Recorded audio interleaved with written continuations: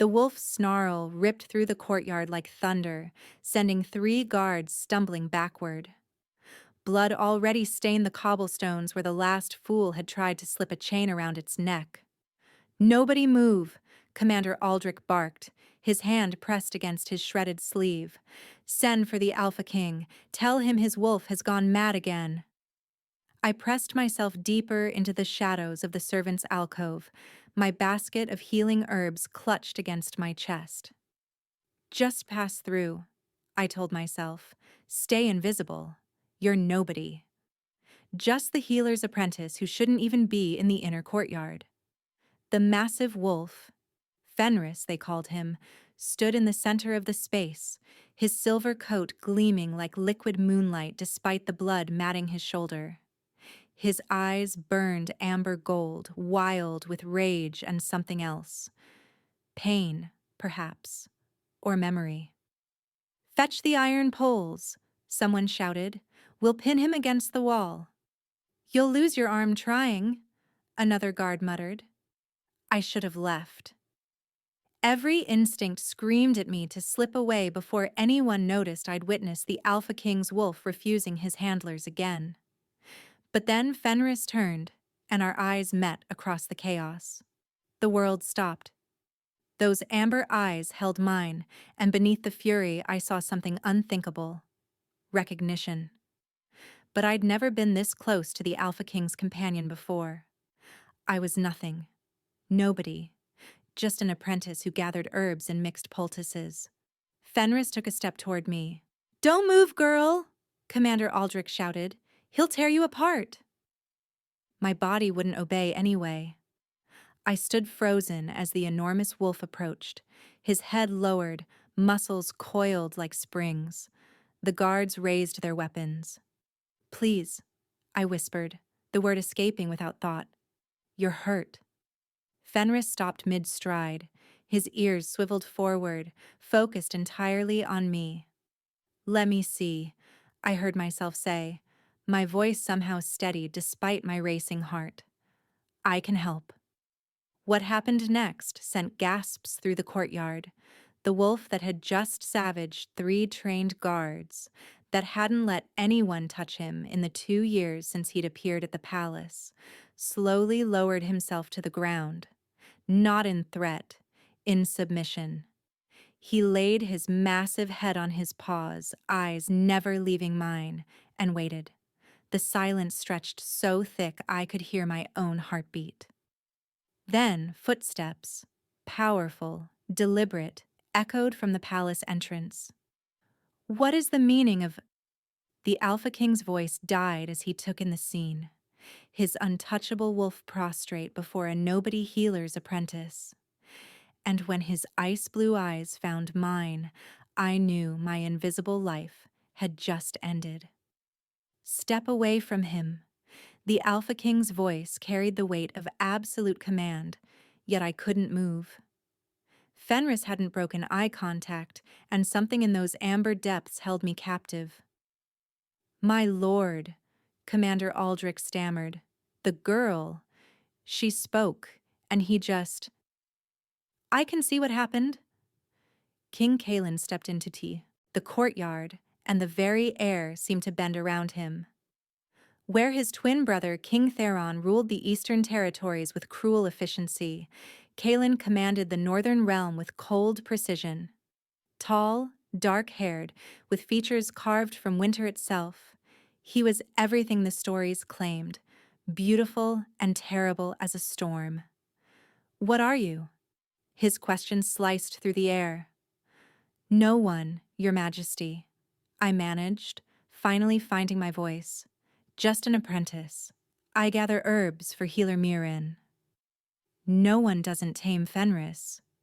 He moved closer, and I caught his scent. Pine and iron and something wild beneath the royal exterior. "He's killed 6 men who tried to touch him. He won't even accept food from anyone but me. Not since he appeared 2 years ago." Fenris chose that moment to shift, pressing his injured shoulder toward me with a soft whine. "He's hurt," I said, surprising myself with my boldness. There's poison in the wound. Thornweed, if I'm not mistaken. It won't kill him, but it burns like acid. The king's eyes narrowed. You can tell that from here? I couldn't explain that I'd always been able to sense poison, feel injury like a shadow on my skin. That was the secret that had driven me from my village, the gift that marked me as either blessed or cursed, depending on who you asked. I can smell it, I lied. Then heal him. Your Majesty, Aldrich protested, if she fails, she won't. The king's certainty sent ice down my spine. Will you, little healer? Swallowing hard, I knelt beside Fenris. The wolf's breath stirred my dark hair as I examined the wound. 3 deep gashes, deliberate and precise. These weren't battle wounds. Who did this to you? I whispered, my fingers hovering over the torn flesh. Fenris's growl rumbled through the courtyard, but not at me. His eyes fixed on something beyond the palace walls. Or someone. I worked quickly, pulling herbs from my basket. Moonbell for the poison, silverleaf for healing, crushed with ashwood bark to prevent infection. My hands moved without thought, guided by instinct older than memory. Where did you learn that technique? The king's voice came from directly behind me. I don't know. It just feels right. As I pressed the poultice to Fenris's wounds, the wolf shuddered. Then, beyond all reason, the angry red inflammation began to fade. Within moments, the gashes started closing. Gasps echoed around us. Even the king stepped back. That's not possible, someone whispered. Not even the palace healers can work that fast. Fenris rose, shaking his coat. Then he did something that sent murmurs through the gathered crowd. He pressed his massive head against my shoulder in unmistakable affection. You're coming with me, the king declared. My heart stopped. Your Majesty, I have duties. Your duty is whatever I say it is. His eyes held mine, and I glimpsed something beneath the cold exterior. Curiosity, calculation, and something else that made my pulse race. Fenris hasn't accepted anyone since... He cut himself off sharply. Since what? Pack your things. You'll have quarters in the palace tower. But I'm nobody. No, he said, studying me with an intensity that made me want to run. You're something else entirely, and I intend to find out what. As guards scrambled to escort me away, I caught a reflection in a palace window. For just a moment, my brown eyes seemed to flash gold, the same shade as Fenris's. But that was unthinkable, wasn't it? Behind us, in the shadow of the eastern gate, a figure watched our departure with interest. The message would reach King Theron by nightfall. His brother's untouchable wolf had finally found someone it would protect. And wars had been started over less. The tower room they gave me was larger than my entire childhood home. Moonlight streamed through windows that faced the thornwood forest, and I couldn't shake the feeling that placing me here was deliberate, a cage with a view of freedom. You'll need proper clothing. The voice startled me. An elegant woman stood in my doorway, her silver hair crowned with a circlet of black stones. I'm Morwen, the king's advisor, also his aunt, though he'd prefer you forget that familial connection. She circled me like Fenris might circle prey, her violet eyes missing nothing. Village girl, herb knowledge, no formal training. Yet you did in minutes what our healers couldn't do in 2 years. She paused, curious. I've always been good with animals. Fenris isn't just an animal. Morwen's smile was sharp as winter ice. Surely you've figured that out. Before I could respond, a long howl echoed through the night. My skin prickled with recognition. Fenris. He's calling for you, Morwen observed. He's never called for anyone, not even Kaelin. Why doesn't the king just let him go, if he's so difficult? Let him go. Morwen laughed, the sound like breaking glass. Child, Fenris isn't a pet. He's a guardian, a protector bound by magic older than this kingdom. And apparently, he's decided you're what needs protecting. Another howl, more insistent. My feet moved without permission, carrying me toward the door. The king won't like you wandering at night, Morwen warned. Then the king should control his wolf better. I found Fenris in the courtyard where we'd first met, but he wasn't alone. King Kalen stood beside him, speaking in low tones. They both turned as I approached, and the similarity in their predatory focus made my breath catch. He won't rest, the king said. He's been pacing since you left. Maybe he senses something's wrong. Is something wrong? The question held weight I didn't understand. Above us, clouds shifted, revealing the full moon. In that silver light, I saw something beyond comprehension. For just a heartbeat, Fenris's shadow didn't match his form. It was larger, human-shaped. You see it, Kalen said softly. It wasn't a question. I don't understand. Most can't.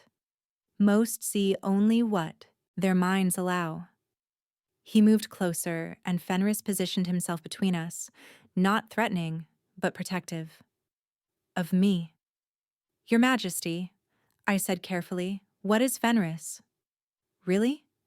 He studied me for a long moment. You truly don't know, do you? Don't know what you are? I'm a healer's apprentice. You're a speaker. The word fell between us like a stone into still water. There hasn't been one in 3 generations. They thought the bloodline died out.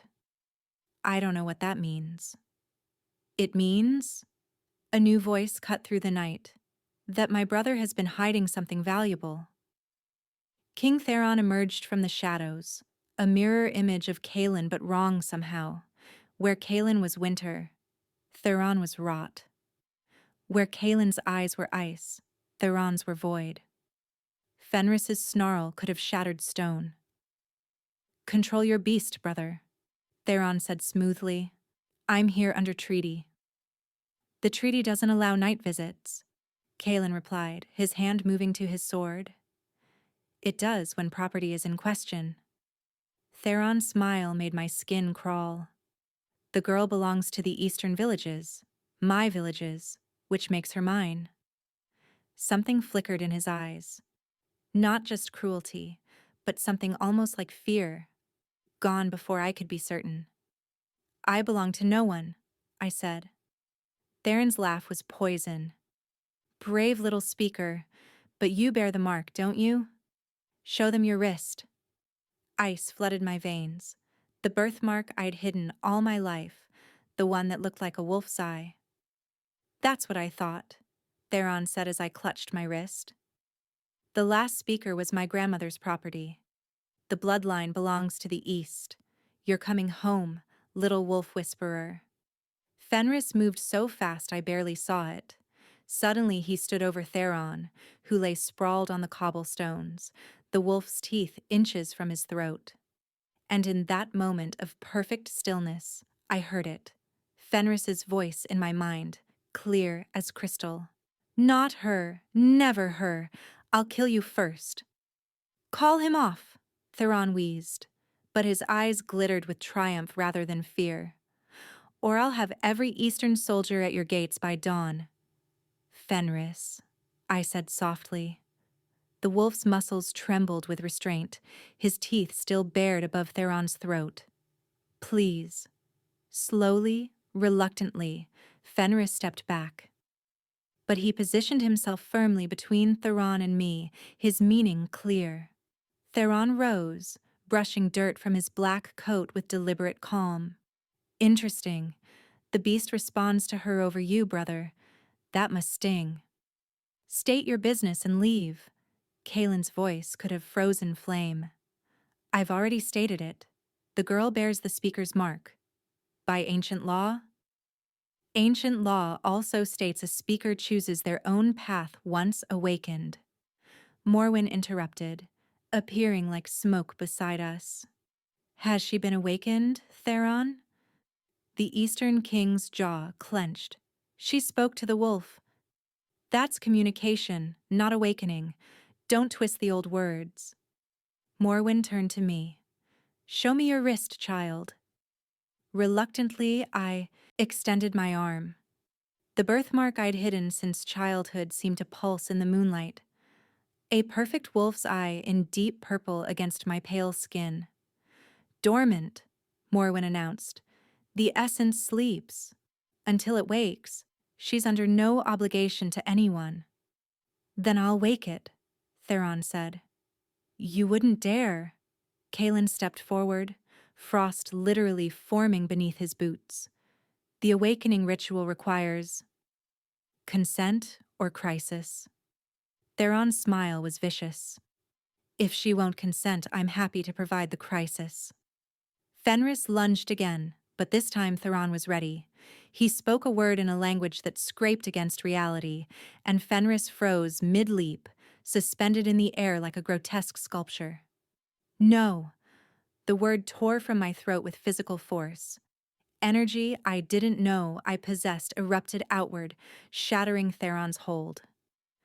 Fenris crashed to the ground, immediately recovering and placing himself protectively before me. But something had changed. I could feel it.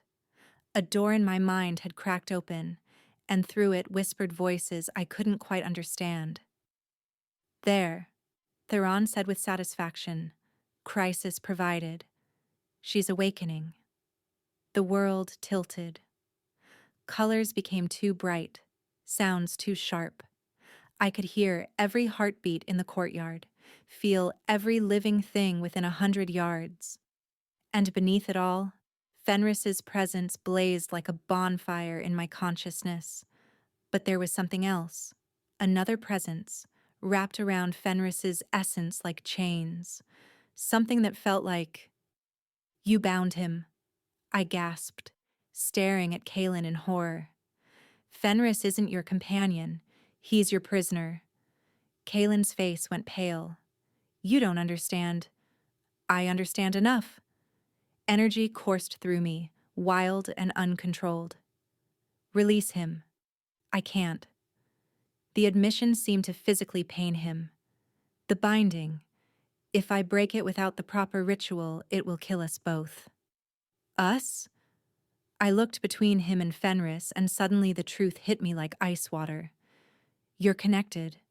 I couldn't finish the thought. It was too unthinkable. Brothers? Theron supplied helpfully. Didn't you wonder why they look so similar? Why Fenris appeared exactly 2 years ago, the same night Kalen's youngest brother, Riven, disappeared. Riven, Morwen whispered. You found him. I saved him, Kalen snarled. You cursed him, Theron countered. Your own brother, transformed into a beast because he discovered your secret. What secret? I demanded. But even as I asked, the awakening energy in me provided the answer. Images flooded my mind. Kalen meeting with shadows in the deep forest, bargaining with creatures that shouldn't exist, gaining his throne through dark pacts. The price of power, I breathed. You traded your brother's humanity for the throne. To stop Theron from taking both kingdoms. Kalen's control finally shattered. Riven was dying, poisoned by our dear brother's assassins. The forest spirits offered a choice. Let him die, or bind him as his guardian to the crown. I chose to save him. You chose to enslave him, I said, my newfound strength singing with rage. Fenris, Riven, pressed against my side, and through our connection, I felt the truth. The binding was killing him slowly, trapping his human consciousness deeper each day. Soon, there would be only the wolf. But now you're here, Theron said, circling us like a vulture. A speaker can break any binding, remake any curse. The question is, Will you free the wolf and lose the man forever? Or maintain the binding and watch him fade away slowly?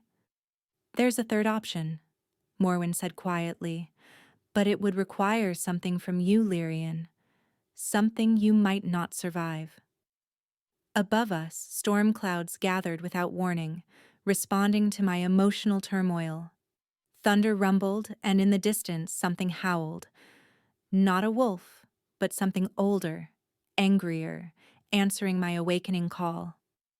Choose quickly, Theron warned, backing toward the gates. Because what you've awakened tonight, it's calling to things that have slept since the last speaker died.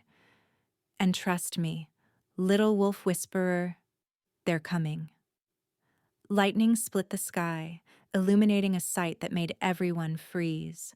The thornwood forest was moving. The trees themselves were walking, advancing on the palace. And leading them was a figure I recognized from childhood nightmares. The Shadow Wolf. The first of all shifters. The one even death couldn't claim. He'd come for his descendant. He'd come for Fenris. The Shadow Wolf stood at the forest's edge, neither fully solid nor completely spirit. His form shifted between substance and smoke, primordial eyes burning with colors that had no names. The walking trees halted behind him, their branches creaking in anticipation. Grandfather, Kaelin breathed, and I realized with shock that he was trembling. You dare invoke that title? The Shadow Wolf's voice was the sound of wind through graveyards. You who bound your own brother with chains of magic? Fenris, riven, whined softly, pressing closer to me. Through our newfound connection, I felt his conflict, joy at seeing his ancestor, shame at his imprisoned state, and something else, fear for me. He'll take you, Riven's voice whispered in my mind. Speakers are precious to the old ones. He'll claim you for the Shadow Realm. I claim no one, the Shadow Wolf said, his attention shifting to me. Unlike my corrupted grandsons, I understand consent. He moved closer, and the temperature dropped 20 degrees. Where his paws touched the ground, frost spiraled outward in patterns defying nature. But you, little speaker, you interest me. The last of your kind died screaming, betrayed by those she trusted. Will you share her fate?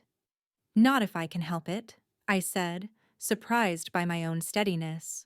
The primeval being laughed, a sound like breaking bones. Brave. Your predecessor said the same.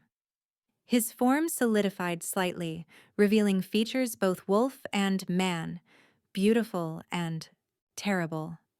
Tell me, young speaker, what price would you pay to free my grandson? Don't, Kaelin warned. You don't know what you're negotiating. I know Riven is dying, I shot back.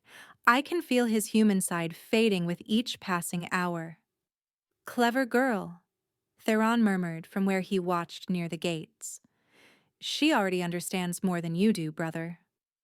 The Shadow Wolf circled us slowly, examining the invisible bonds between Kaelin and Riven. The binding is complex, 3 layers, flesh, spirit, and crown. Break one wrong and both die. Break them in the wrong order and worse things happen. What could be worse than death? I asked. Existence as a mindless beast for eternity, hunting all you once loved. His eyes fixed on mine. Or would you prefer your wolf prince as a conscience trapped forever in a body he cannot control? Through our connection, I felt Riven's terror at both possibilities. There is another way, Morwen said carefully. The transference. Everyone went still. Even the walking trees seemed to hold their breath. You know what that requires, the Shadow Wolf said. I do. Morwen turned to me. A speaker can transfer a binding from one vessel to another. You could take the crown bond from Kaelin, free Riven completely. Making herself the Wolf Queen, Theron added with dark delight, bound to protect the Northern Throne forever. Or the Shadow Wolf said slowly. She could transfer all 3 bonds to herself temporarily, hold them while we reshape them into something new, something that doesn't destroy the host. The last speaker who tried that exploded, Kaylin said flatly. Literally. They found pieces of her across 3 kingdoms. She wasn't bound to the wolf first, the Shadow Wolf countered. This one already shares Riven's essence. She might survive. Might. The word hung in the air like a blade. I'll do it, I said. Lyrian, no. Kaelin started forward, but Fenris blocked him with a snarl. It's not your choice, I told the king. It never was. The Shadow Wolf smiled, revealing teeth that belonged in nightmares. Then we begin. But first, a truth you should know. Speakers aren't random. The Force follows bloodlines. Yes, but it only awakens when its counterpart appears. Counterpart? Every speaker has a bonded guardian, usually a wolf, but not always. One they're destined to either save or destroy. His gaze moved to Riven. Guess which one you found? My heart stopped. Destined? Why do you think he recognized you instantly? Why do you think you heard his call when no one else could? You've been connected since before birth, waiting for this moment. That's beyond reason. I'm from the eastern villages. Riven is northern royalty. Your mother fled north when you were 3, Theron interrupted smoothly. After your father discovered what you were. She died at the border, but you disappeared. Until a healer found a half-frozen child with no memory and a peculiar birthmark.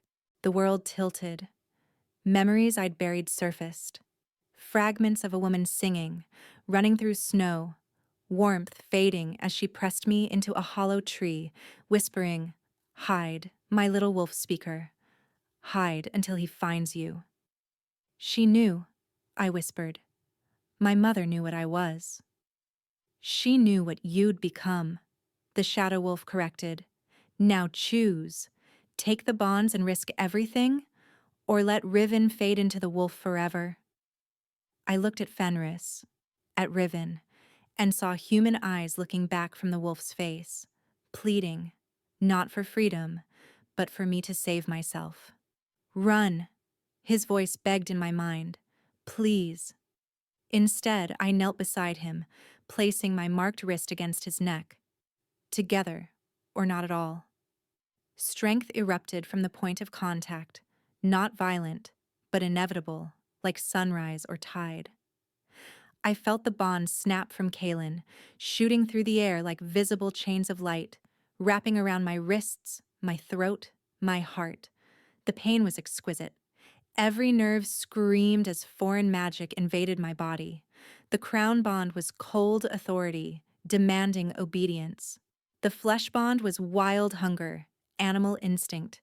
The spirit bond was the worst. Riven's essence flooding into me, his memories, his pain, his love. Love? Through the agony, I felt it clearly, not new, but timeless. Recognition of souls that had been searching for each other across lifetimes. Hold on, the Shadow Wolf commanded, his form becoming fully solid for the first time. The reshaping begins now. But something was wrong. A 4th presence had entered the binding, something that had been hiding in Theron's shadow, waiting. Did you really think, Theron laughed, that I'd come here without insurance?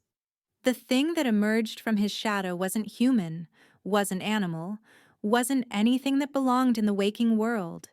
It was hunger given form, corruption made manifest, a void walker, the natural enemy of speakers, and it was reaching for me with tentacles made of living darkness, drawn by the force I'd just absorbed. No! Riven's form exploded with light, transforming mid-leap, but not into a man. What landed between me and the Void Walker was something else entirely. Half wolf, half human, all predator. The perfect fusion of both forms, beyond comprehension yet magnificent. The shadow wolf smiled. Interesting. She's already changing him. But I couldn't appreciate the transformation. The bonds were burning me from inside out, and the Void Walker's presence was poison to a speaker's essence. Darkness crept into my vision as I heard Kaelin shout, "Riven roar!" and somewhere in the distance, a horn sounding. The Eastern Army had arrived. I woke to find myself suspended between worlds, not unconscious, not awake, but somewhere else, a realm of silver mist and whispered memories. The bonds I'd absorbed pulsed through me like secondary heartbeats, each one pulling in different directions. Lyrian, Riven's voice, but not in my head. He stood before me in this strange space, neither wolf nor man, but pure essence, beautiful and terrible and completely, utterly himself. Where are we? Inside the binding, inside you. He moved closer, and I could see through him to something beyond, threads of light connecting to countless points. You're holding all three bonds while they reshape. Your mind created this space to protect itself.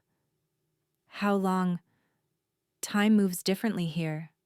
Moments or hours, I'm not sure. His translucent hand reached for my face but couldn't quite touch. You shouldn't have done this. You would have disappeared forever. Better that than... He stopped, his form flickering. They're fighting. In the real world. Can you feel it? I concentrated, and suddenly I could perceive the physical realm like looking through water. The courtyard had become a battlefield. Kaelin wielded ice and shadow against the Void Walker while the Shadow Wolf held back the eastern forces at the gates. And Riven, his physical form, fought with savage grace in that unthinkable hybrid shape, protecting my unconscious body. He's magnificent, I breathed, watching the Wolfman tear through enemies. That's not me, Riven said quietly. That's what you're making me. The bonds are changing, responding to your strength, your will. I'm becoming what you need. I need you free. You need a guardian. The speaker's essence requires it. He gestured to the threads around us. Look closer. I saw it then. My own essence interweaving with his, not binding but joining. The crown bond was dissolving, its authority transferring not to me, but dissipating entirely. The flesh bond was strengthening, but changing from chain to bridge, and the spirit bond. We're merging, I gasped. Only if you allow it. You can still sever the connections, free us both. What would happen to you? His smile was sad. I'd be human again. Powerless, mortal, but free. And you want that? I want. He paused, form solidifying slightly with emotion. I want what I've wanted since the moment I saw you through Fenris's eyes. But that's not important. It's the only thing that's important. The mist around us swirled faster. Through our connection, I felt the battle intensifying. Theron had brought creatures of shadow, beings that shouldn't exist in daylight. The Void Walker grew stronger with each fallen soldier, feeding on death. Choose quickly, Riven urged. The longer you hold all three bonds unresolved, the more unstable they become. I reached out, my fingers actually meeting his for the first time in this space. Solid, real. The moment we touched, memories flooded between us. His childhood, my hidden years, the moment he first transformed, the night I healed my first dying patient. You were there, I realized. 3 years ago, when I was lost in the Thornwood, the wolf that led me home. I couldn't let you die. His hand tightened on mine. Even cursed, even mindless, some part of me knew you were important. Through our joined hands, I felt the shui, truth of the bonds. They weren't just magical chains. They were potential. Raw, unformed possibility waiting to be shaped. Together, I said. We reshape them together. That's not how it works. It is now. I pulled him closer, our forms blending at the edges. I'm a speaker. You're the Shadow Wolf's descendant. Between us, we have enough strength to rewrite the rules. The silver mist turned gold. The bond stopped pulling in different directions and began to spiral together, forming something new. Not a chain, but a choice. Not a curse, but a gift. Energy flooded through us, through me, unlike anything in the histories. We were remaking not just the binding, but the very nature of what it meant to be speaker and guardian. Unthinkable! The Shadow Wolf's voice echoed through the space. They're creating a soul bond. Stop them! Theron's panicked shout. If they complete it? But it was too late. The moment our essences fully merged, the world exploded with light. I gasped back to consciousness in the physical realm to find myself standing, force radiating from every pore. Riven stood beside me, still in his hybrid form but different, more controlled, more himself. Our hands were clasped, and where we touched, light pulsed. The Void Walker screamed, a sound that shattered windows.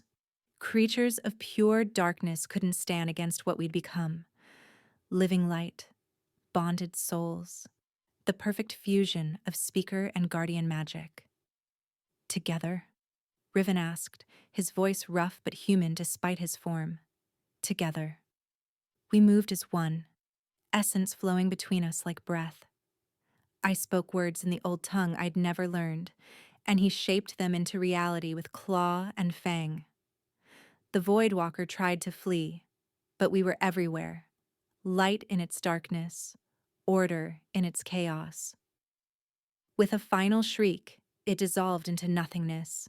The eastern forces faltered. Without Theron's shadow creatures, they were just soldiers facing the Shadow Wolf's fury and a newly bonded pair whose strength defied comprehension. Retreat! Someone screamed, and they fled, leaving Theron standing alone in the courtyard. This isn't over, he snarled. The old laws are dead, the Shadow Wolf interrupted, solidifying fully beside us. They've created something new, a bond of choice, not force. The first true partnership between speaker and wolf in 1,000 years. Theron's face twisted with rage. The Eastern Kingdoms will never accept. The Eastern Kingdoms will accept it, Morwen said, appearing with a scroll that glowed with binding magic.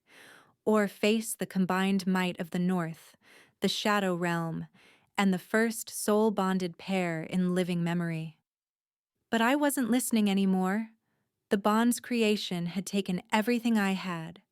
The world spun. My knees buckled. Riven caught me, his form shifting smoothly back to human as he lifted me. For the first time, I saw his true face clearly. Sharp cheekbones, storm-gray eyes with gold flecks, midnight hair that fell past his shoulders, beautiful in a wild way that matched his wolf. I've got you, he murmured, and through our new bond I felt the truth of it. Not possession, but partnership. Not ownership, but choice. The bond, Kaelin said quietly, approaching slowly. Is it complete? Riven answered, not looking away from me.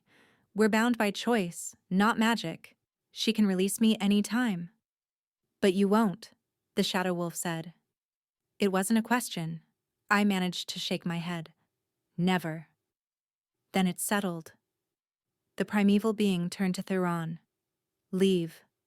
Now. And if you ever threaten her again, you'll face not just the North, but every wolf in every realm. The speaker has returned, and we protect our own. Theron fled without another word, though something in his retreat suggested calculation rather than defeat. As the adrenaline faded, I became aware of an awkward truth. Riven was very naked, having shredded his clothes during transformation. Perhaps, Morwen said with amusement, we should continue this inside, with clothing.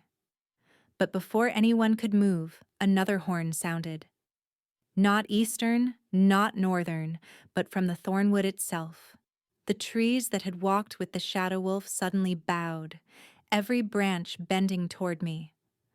What? They recognize you, the shadow wolf said, something like pride in his primordial voice.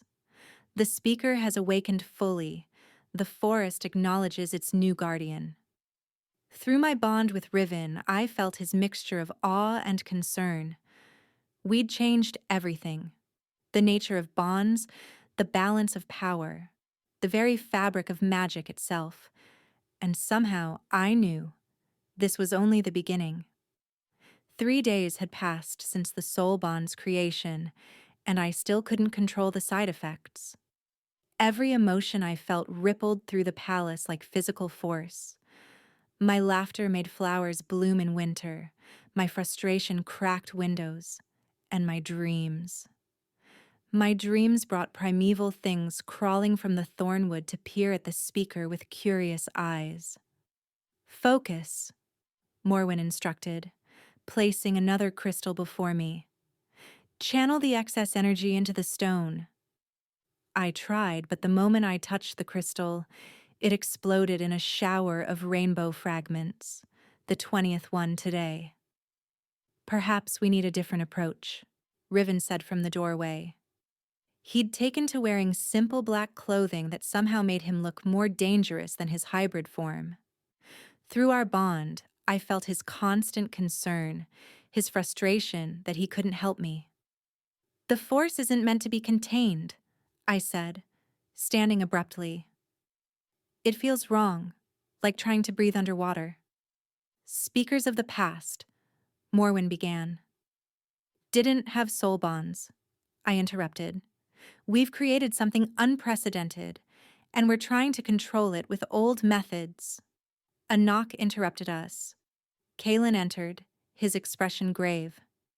We have a problem. Through the windows I saw them. Ravens, hundreds of them, circling the palace. But these weren't ordinary birds. Their eyes glowed sickly green, and where their shadows fell, plants withered. Plague birds, Morwen whispered. But they've been extinct for 300 years, Kalen confirmed, since the last speaker died. Understanding hit me like ice water. They're drawn to my essence. Not drawn, a new voice said. We all spun to find a figure materializing from the shadows, a woman in robes that seemed to absorb light, her face hidden beneath a deep hood. Summoned by those who would see the speaker's strength corrupted or destroyed. Who are you? Riven demanded, moving protectively between us. The woman lowered her hood, revealing features that made me gasp. She looked exactly like the portrait in the healer's hall, the last speaker, dead 3 centuries past. I am Seraphina, she said, or rather, what remains of her. An echo preserved in the spaces between life and death, waiting for my successor to awaken. Her ghostly eyes fixed on me. We need to talk about what you've truly unleashed. Before anyone could respond, she waved her translucent hand. The world around us froze. Kalen mid-word, Morwen reaching for a weapon, even dust motes suspended in the air. Only Riven and I remained unfrozen, protected by our bond. The soul bond, Seraphina continued, is not just unprecedented, it's apocalyptic. You've torn a hole in the fabric between realms. Every moment it exists, that tear widens. You're lying, Riven snarled, but I felt his uncertainty through our connection. Am I? She gestured to the windows. Look closer at those birds. I looked, and with my awakened sight I saw the truth. The ravens weren't just corrupted, they were wrong. Pieces of different realms stitched together into living impossibilities. The barriers between worlds are breaking down. Seraphina said. Your bond is too powerful for reality to contain. It will either reshape the world or destroy it. There must be a way to stabilize it, I insisted. There is. Her expression was sorrowful. One of you must die. No. Riven and I said it simultaneously. Then both worlds will collapse. The human realm and the shadow realm will collide, creating chaos that... She stopped, her form flickering. He's coming. Who? The one who killed me. The collector. He feeds on speaker energy, and you've just become the most powerful source in existence. The frozen world shattered back into motion. Seraphina's echo vanished, but her warning lingered. Immediate evacuation. Kalen was finishing. The plague birds are just the beginning. As if summoned by his words, the temperature plummeted. Ice formed on the windows in patterns that spelled words in the old tongue. Give her to me. He's here, I breathed. The palace shook. Stones that had stood for centuries cracked. Through our bond, I felt Riven's wolf rising, ready to fight. But then came the voice. Not heard but felt, vibrating through bones and souls. Little speaker, you've made yourself so bright, so easy to find. A figure walked through the palace wall as if it were mist. Tall, gaunt, wrapped in chains made of captured souls. The collector. Where his feet touched, the floor aged centuries in seconds. 300 years I waited, he said, voice like grinding stone. 300 years since I drained the last one. He raised his hand, and I felt it. A pull on my very essence, trying to tear the energy from my body. But the soul bond reacted violently. Instead of my strength being drained, it exploded outward. Riven transformed instantly, not into wolf or hybrid, but something new, a creature of pure force and fury. Our combined essence created a barrier the collector couldn't penetrate. Interesting, he mused. You've bound yourself to a guardian. How quaint. He pulled something from his robes, a crystal containing swirling darkness. Do you know what this is? The essence of the last speaker, your predecessor. She thought love would protect her too. The crystal pulsed, and Seraphina's echo reappeared. But wrong, twisted, corrupted, screaming silently. I kept her soul, the collector said conversationally. Speakers are so rare, you see. I like to savor them. Rage flooded through me, not just mine, but Riven's, amplified through our bond. The palace windows exploded outward. The thornwood responded to my fury, roots bursting through the floor, reaching for the collector with thorn tendrils. But he laughed. Yes, show me that strength. Feed me your anger. Too late, I realized my mistake. He was feeding on my emotional output, growing stronger with each burst of energy. Lyrian, stop! Morwen shouted. You're giving him what he wants. But I couldn't stop. The bond was a feedback loop, my anger feeding Riven's wolf, his fury feeding mine. We were going to destroy everything. Then Kalen did something unexpected. He drove his sword into the ground and spoke words I'd never heard. Not the old tongue, but something older. Primordial. The shadows in the room responded, but not to attack. They wrapped around Riven and me like a cooling blanket, dampening our rage. Shadow magic! The collector hissed. You dare use my own element against me? I learned from the best, Kalen said coldly. From you, when you were my teacher. The revelation stunned everyone. Oh, didn't I mention? The collector said with mock surprise. Young Kalen here was my apprentice. How do you think he gained the knowledge to bind his own brother? I taught him everything. To stop you, Kalen snarled. I learned your weaknesses. Did you? The collector moved faster than sight, suddenly holding Kalen by the throat. Or did I let you think you did? Let him go, I screamed, force building again. Make me, little speaker. Show me the true extent of your bond. Unleash it all. I started to, but Riven's voice in my mind stopped me. Wait. Look. I saw it then. Kalen's hand, hidden from the collector's view, making deliberate signals. A plan. Trust him, Riven said, through our bond. Be ready. Kalen's eyes met mine, and he mouthed a single word. Now.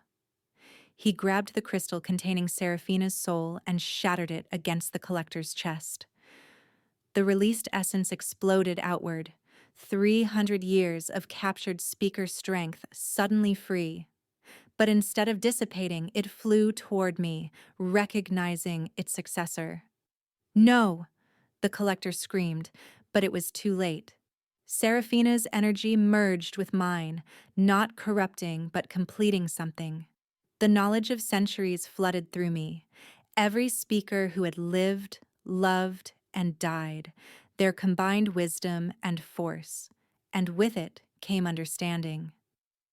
You're not just a collector, I said, energy making my voice echo across realms. You're a failed speaker, one who corrupted his own essence trying to live forever. The collector's face contorted with rage. I am eternal. You're nothing, I said, and with the combined strength of every speaker who had ever lived, I reached into his chest and pulled out his corrupted core, a withered thing that might once have been a soul. He crumbled to ash, centuries catching up in seconds. But as he died, he laughed. You think you've won? The tear between worlds remains. The soul bond still threatens everything. You've only delayed the inevitable. His ashes scattered, but his words lingered. I collapsed, overwhelmed by the inherited energy. Riven caught me, returning to human form. The tear, I gasped. He was right. I can feel it growing.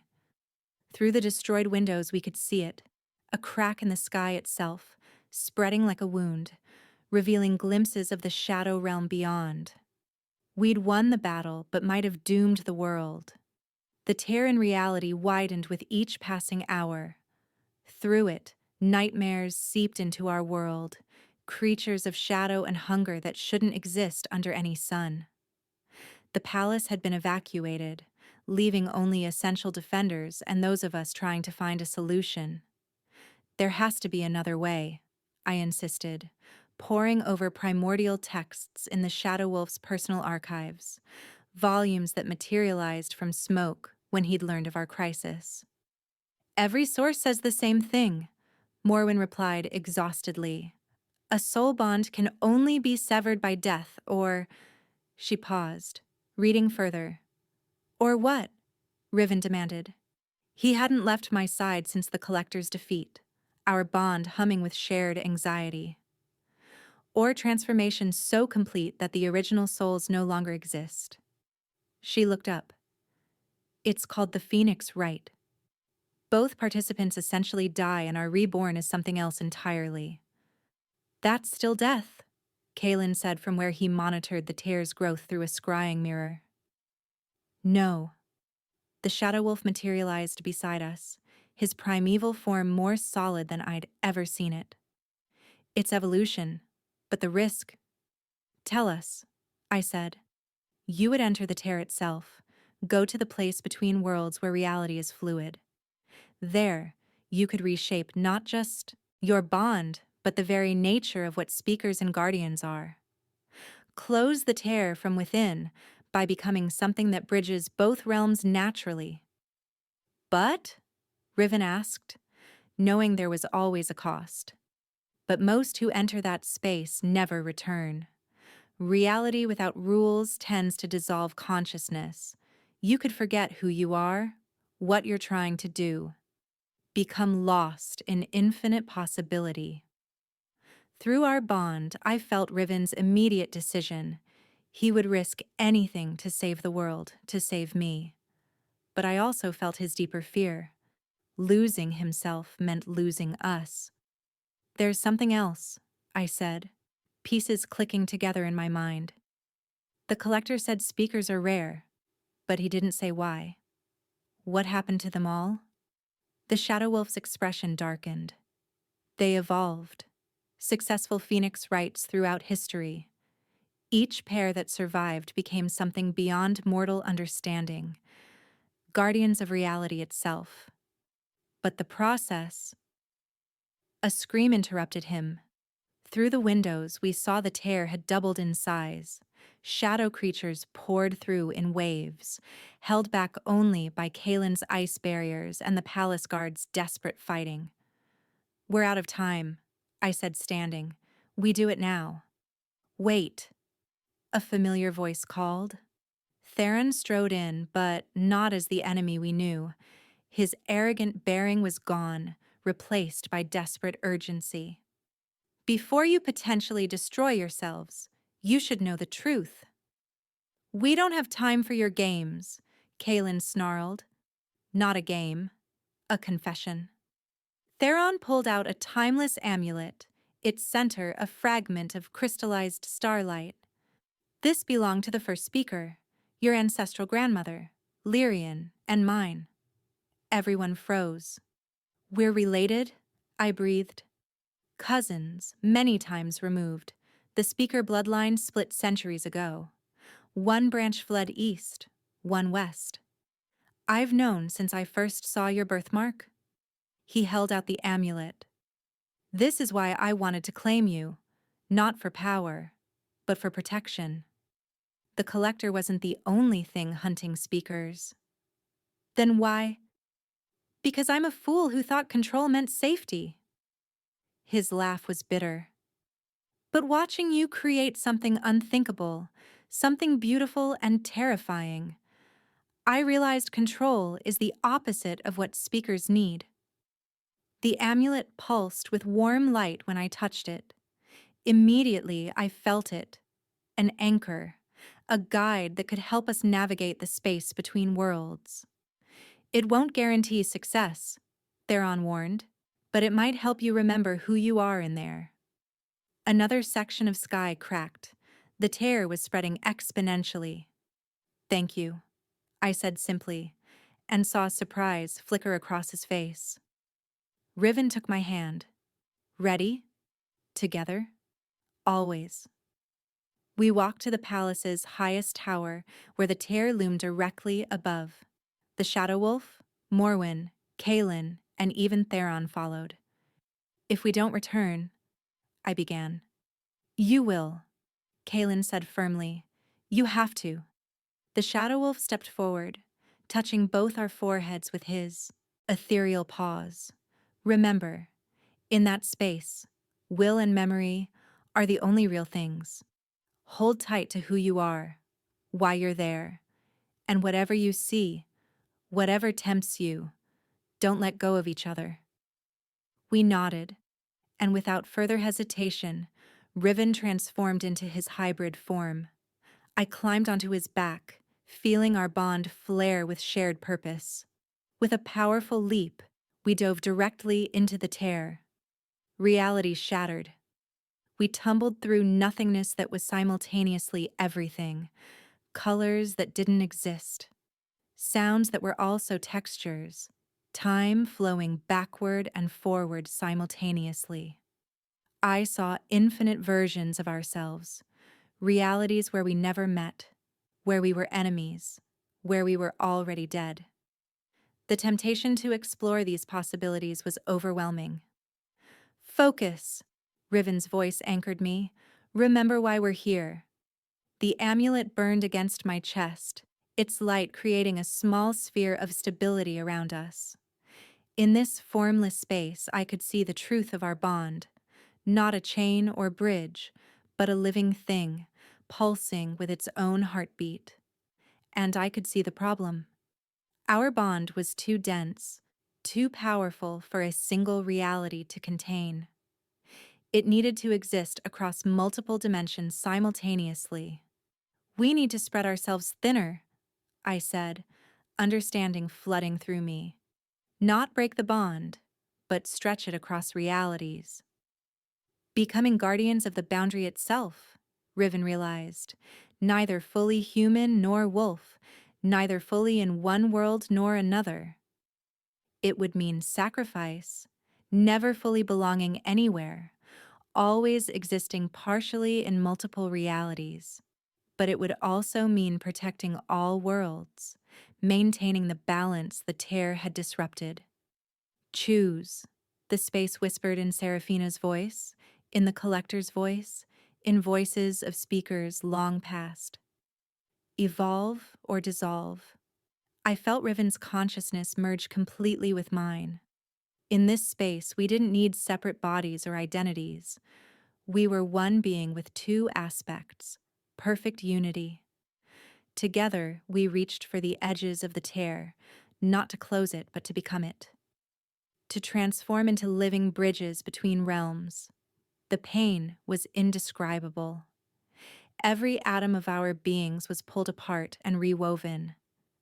I felt myself dying and being born simultaneously. The temptation to let go, to simply dissolve into peaceful nothingness, was overwhelming. But then I heard them. Voices from the mortal realm, Kaelin shouting orders, Morwen chanting protective spells, the shadow wolf howling. Theron, surprisingly, praying to ancestors for our return. They were fighting for us, believing in us. And deeper, through layers of reality, I heard more voices. Every person we'd ever helped, every life touched by the speaker's essence, they needed us. Together, Riven and I thought as one. We pulled ourselves back together, but not as we were. We reformed as something new, still Lyrian and Riven, but also more. Guardians of the boundary, existing simultaneously in multiple realities. Our bond not containing force but distributing it safely across dimensions. The tear didn't close, it transformed, becoming a controlled gateway, a necessary valve preventing reality from building pressure until it exploded. And we were its eternal guardians. When we emerged back into the mortal realm, everything had changed. I could see all dimensions simultaneously, feel every realm's heartbeat. Riven stood beside me, both wolf and man simultaneously, existing in multiple forms at once. You did it, the shadow wolf said, and for the first time I heard awe in his primordial voice. You've become what speakers were always meant to be.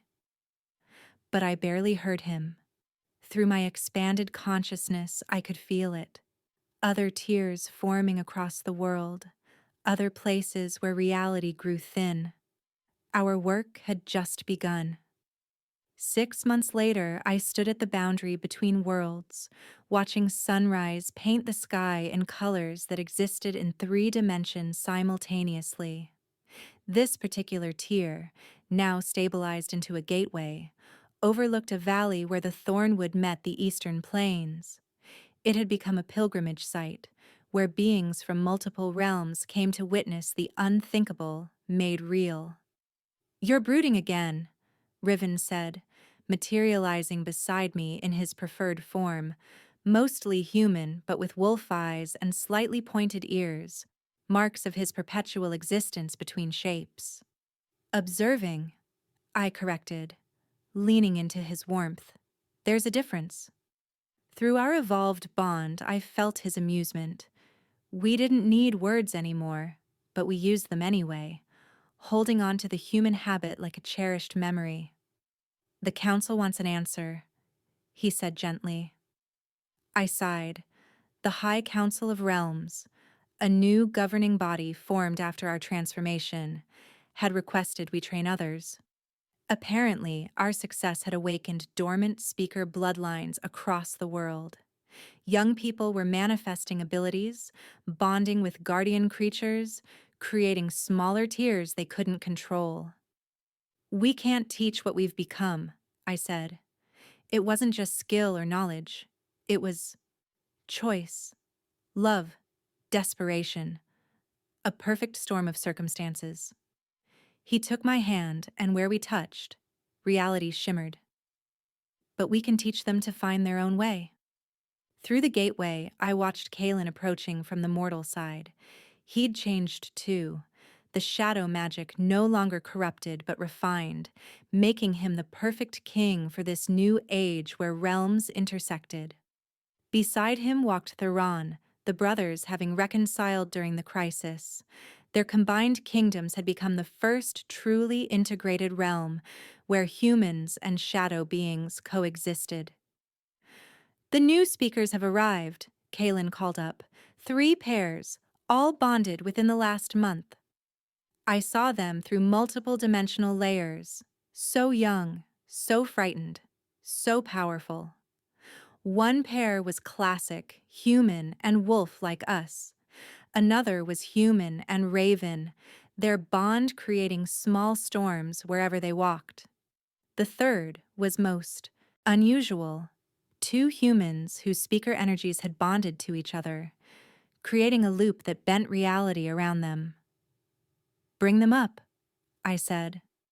As they climbed the crystalline stairs I'd formed from compressed reality, I remembered my first moments with Fenris, riven in that courtyard.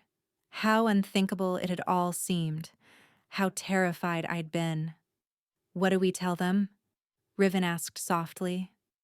I thought of Seraphina's echo, the collector's corruption, the shadow wolf's timeless wisdom, of all the speakers before us who had tried and failed or succeeded and vanished into legend.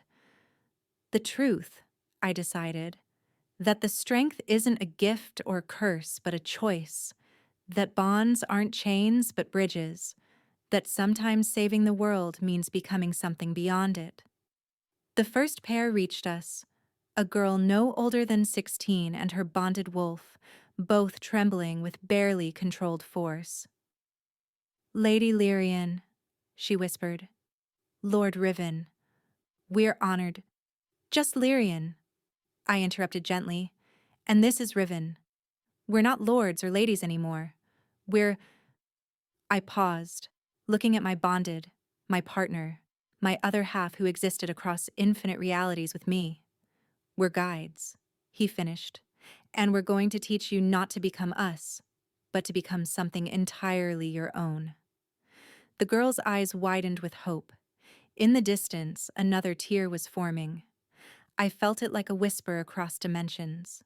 Not a wound, but a doorway, waiting for its guardians to arrive. "Come," I said, gesturing to all 3 pairs.